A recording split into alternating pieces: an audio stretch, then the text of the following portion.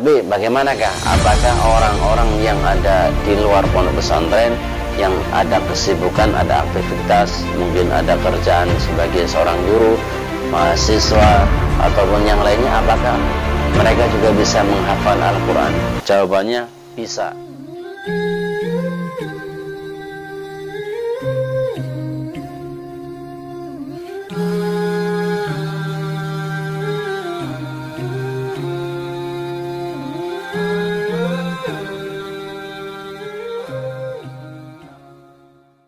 Bismillahirrahmanirrahim. Assalamualaikum warahmatullahi wabarakatuh. Alhamdulillahirabbil alamin. Wassalatu wassalamu ala asyrafil anbiya'i wal mursalin sayyidina maulana Muhammadin wa ala alihi wa ashabihi man tabi'ahum bi ihsan ila yaumil din.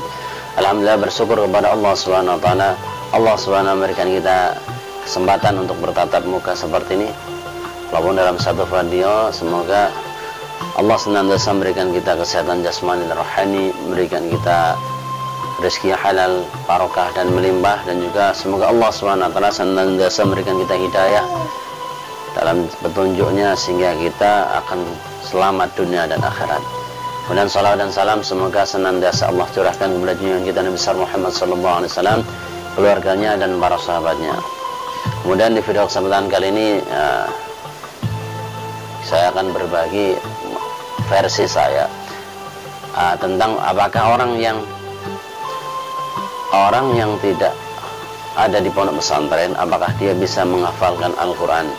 Karena akhir-akhir ini, dewasa ini, banyak orang-orang yang bersemangat, tentunya orang-orang yang Islam, orang-orang untuk menghafalkan Al-Quran. Kalau orang yang di pondok pesantren sudah jelas tentu, Pak, karena dia ada waktu khusus, jam khusus untuk menghafal Al-Quran, untuk murojaah, dan untuk melancarkan hafalan Al-Quran kembali, menyetorkan Al-Quran dan lain sebagainya. Ada rutinitas yang sudah terbentuk, tersistem secara otomatis.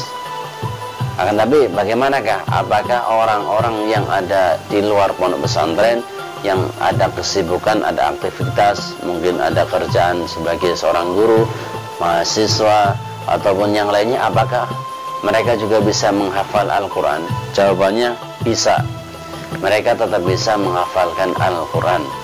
Mungkin waktunya tidak sama sebagaimana orang-orang yang ada di pondok pesantren, tapi jelas bisa. Gimana caranya? Caranya yang pertama, tentunya niatkan yang kuat, bulatkan tekad untuk menghafal Al-Quran semata-mata karena mencari ridha Allah Subhanahu wa taala. Seperti yang pertama. Kemudian yang kedua, meluangkan waktu, Pak. Meluangkan waktu untuk menghafal Al-Quran setidak-tidaknya dalam 1 kali 24 jam, minimal diambil setengah jam sampai 1 jam untuk menghafal Al-Quran secara istiqomah. Misalnya dia meluangkan waktu sholat berjamaah di masjid, sholat maghrib di masjid, kemudian antara sholat maghrib dan sholat isya dia buat untuk hafalan. Mungkin dia dapat waktu setengah jam. Nah, waktu setengah jam ini dia buat istiqomah setiap hari secara rutin untuk menghafalkan Al-Quran. Dalam satu hari itu, dalam satu malam itu, setengah jam itu, katakan dia buat setengah jam bisa dapatkan 1 halaman, sudah luar biasa, Pak. Kemudian paginya, nah setengah jam berikutnya ini adalah dibuat pada pagi hari, yaitu ketika sholat subuh. Ketika sholat subuh dia untuk apa? Setengah jam sholat subuh ini dibuat untuk melancarkan dan juga menyetorkan hafalan.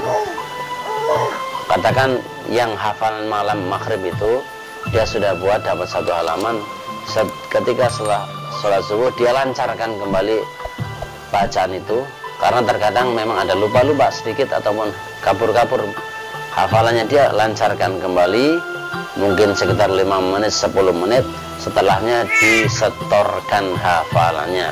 Wajib disetorkan hafalannya. Nah, kepada siapa? Kepada ustadz tentunya, yang dia sudah betul bacaan Al-Qurannya, bacaan secara hukum tajwid, dan mungkin tentunya sudah bersanad dari satu guru pada guru yang lain yang bersambung pada Rasulullah SAW.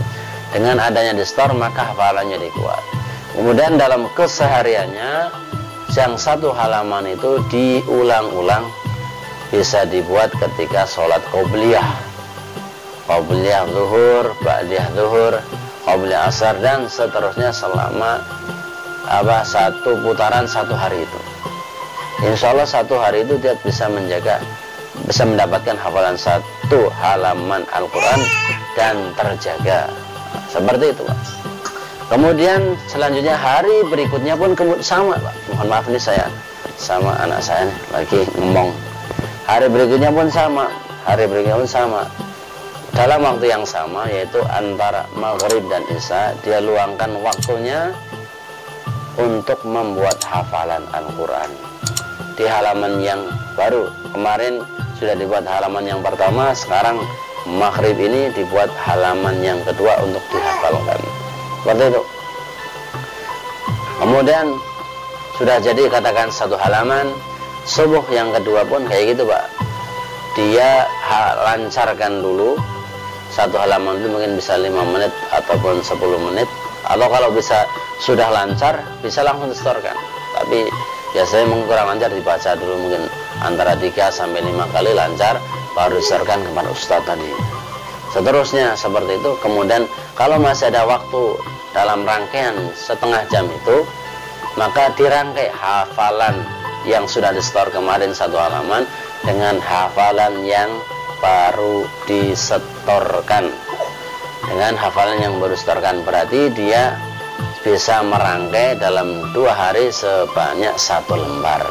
Nanti yang 1 lembar itu dibuat dalam 1 hari untuk sholat qobliyah zuhur, ba'diyah zuhur, qobliyah asar, qobliyah maghrib, ba'diyah maghrib, dan sebagainya. Insya Allah hafalannya akan terjaga. Kalau udah istiqomah terus berhari-hari sepanjang hari, maka tak terasa kalau setiap harinya 1 halaman, maka dalam 20 hari dia dapat 20 halaman. Kalau dapat 20 halaman berarti maknanya dia sudah dapat 1 juz. 1 juz. Kalau dirangkai terus bisa langsung dijma dalam 1 majelis. Itulah daripada cara-cara atau trik untuk menghafalkan Al-Quran bagi orang-orang yang tidak sempat atau tidak ada kesempatan untuk belajar di pondok pesantren. Tetap semangat untuk kawan-kawan sahabat Al-Qurba Santri 22 yang di luar sana yang belum sempat di pondok pesantren, bisa tetap meluangkan waktunya. Semoga Allah Subhanahu wa ta'ala pilih Anda semua untuk menjadi penghafal Al-Quran, menjadi orang yang sukses dunia dan akhirat. Ya, sekian dari saya, semoga video ini bermanfaat. Ada baiknya untuk yang baru mampir mungkin bisa di subscribe, like, komen, dan share kepada kawan-kawan sahabat yang lainnya yang membutuhkan tentang seputar menghafal Al-Quran. Sekian dari saya, assalamualaikum warahmatullahi wabarakatuh.